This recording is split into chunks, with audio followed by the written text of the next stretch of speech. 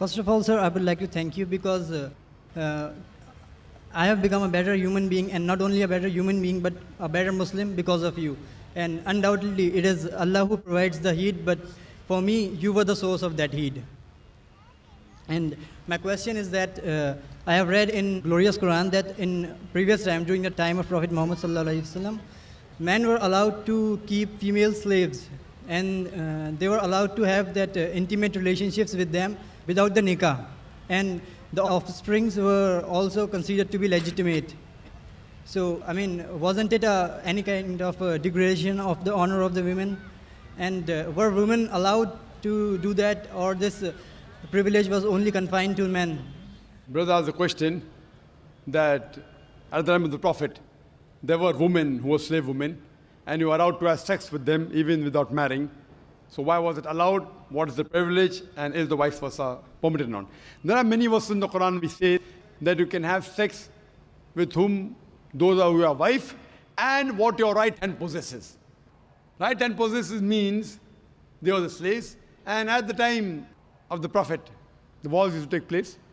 And when wars used to take place, they were captives. When they were captive from both the sides, the men and the women, they became slaves. Though if you analyze, there are verses in the Quran, which also says in Surah Nisa, chapter number 4, verse number 25, if you do not have the means to get married, then marry a slave woman and give her freedom in mahr. That if you don't have the means to get married. So marry a slave woman and give her her freedom as mahr.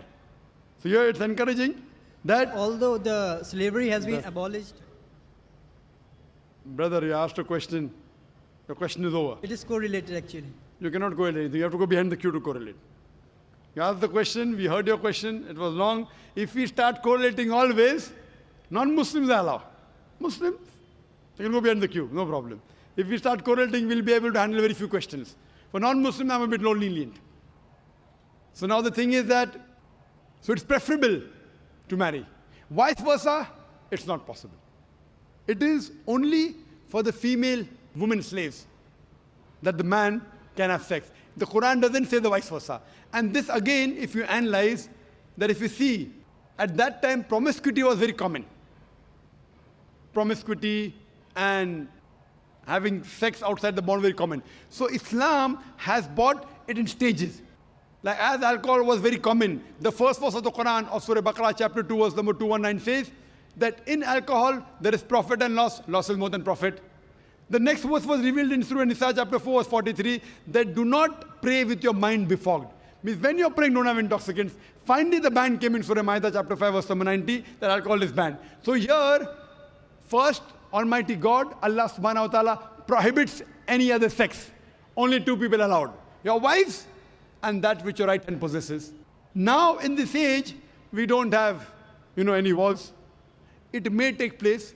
People say that the Quran talks about slavery, is it justified? I said, yes, why not? You know why? Because today we know that internationally slavery has been banned. But do you know what's happening in Guantanamo Bay? Do you know the laws of UN resolution? How they treat the prisoners of war? If you compare that with the Islamic law is far superior to what's happening in Guantanamo Bay. And after a few days, we have a speaker coming by the name of James E. He's a Chinese. And he was put in Guantanamo Bay.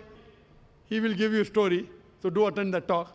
So if you see what is done in Guantanamo Bay, and the way the prisoners of war are ill-treated, they're imprisoned. In the Islamic law, the slave is free to move around. Imagine, prisoner of war, but free to move around. Great. Major thing, you're giving them a place to walk. They can go to the market, they cannot run away. But if they run, what are you going to do? You'll have to catch up with them. But imagine a prisoner of war is not chained. In the normal prisoner of war, you have prison camps with electric wires, they can't go out. All sorts of nonsense goes there, All sorts of sexual abuse goes there. Do you know that? What nonsense goes? So the Islamic law, even if I agree, how they treat the slave is far superior than the UN Charter. far superior than Guantanamo Bay. But in Islam, Islam disagrees with having sex outside the marital bonds. So just the restriction, it was permitted that time, what your right hand possesses.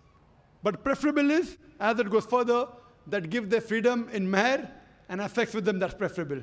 Hope that answers the question. Thank you, sir.